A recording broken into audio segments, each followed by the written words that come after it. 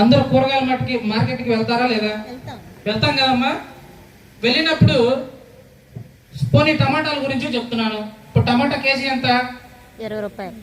20 రూపాయలు. అంతకు ముందు చాలా రేటు ఉండేది.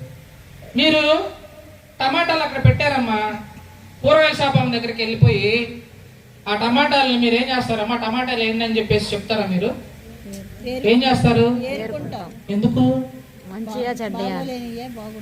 ఎందుకు ఏరుకోవడం? ఎందుకు? టమాటాలేగా ఎన్ని, ఎందుకని?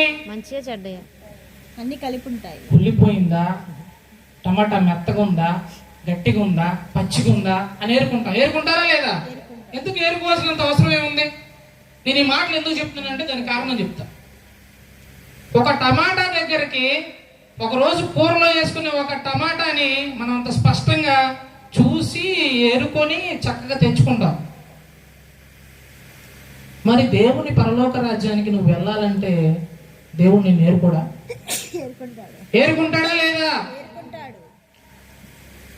నువ్వు పుచ్చిపోయిన టమాటాలు తెచ్చుకోవడానికి నీ మనసు అంగీకరించదు. టమాటాయే కాదు, ఏ చిక్కుడుగాయో బంగాళదుంపో ఏదో పుచ్చిపోయింది మనం ఇంటికి తెచ్చుకుంటామా? తెచ్చుకో. మనం ఏం తెచ్చుకుంటామండి? మేలిమైనది ఇంటికి తెచ్చుకుంటాం. మరి మనం పరలోక రాజ్యం చేరాలంటే మనం ఎలా ఉండాలి? మన ప్రవర్తన ఎలా ఉండాలి? దేవునికి ఇష్టమైన ప్రవర్తనను, యథార్థ ప్రవర్తనను కలిగి ఉండాలి.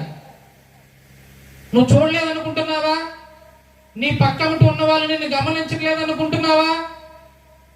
నువ్వు ఏ పాపం చేస్తున్నావో ఎవరికి తెలియలేదనుకుంటున్నావా? అనుకో. కానీ ఒక్కనొక రోజు వచ్చింది, దేవుడు నిన్ను అక్కడ నిలబెడతాడు. సమాధానం చెప్పాలి. నీ భర్తకు సమాధానం చెప్పకపోవచ్చు, నాకు సమాధానం చెప్పకపోవచ్చు, నీ కుటుంబ సభ్యుల్లో ఇంకెవరికైనా సమాధానం చెప్పకపోవచ్చు. కానీ నువ్వు తప్పనిసరిగా సమాధానం ఎవరికి చెప్పాలండి? దేవునికి చెప్పాలి. నువ్వు ఎలా ప్రవర్తిస్తున్నావు? దేవునికి యథార్థంగా ప్రవర్తిస్తున్నావా? తప్పు చేస్తూ, పాపం చేస్తూ దేవునికి విరోధంగా ప్రవర్తిస్తున్నావా? ఆయన ఖచ్చితంగా పైనుంచి మనల్ని చూస్తున్నాడండి. ఆయన ఖచ్చితంగా మనల్ని కన్నులారా చూస్తున్నాడు. ఇప్పటిదాకా ఎవరు చూడలేదులే, నేను అదే తప్పును చేస్తాను, అదే తప్పులో ఉంటాను అని చెప్పేసి నువ్వు అనుకుంటున్నావా? టమాటా పుచ్చులేరినట్టు దేవుడు ఏం చేస్తాడు? యథార్థంగా ప్రవర్తించకుండా, ఆయన యందు క్రియలు యథార్థంగా లేకుండా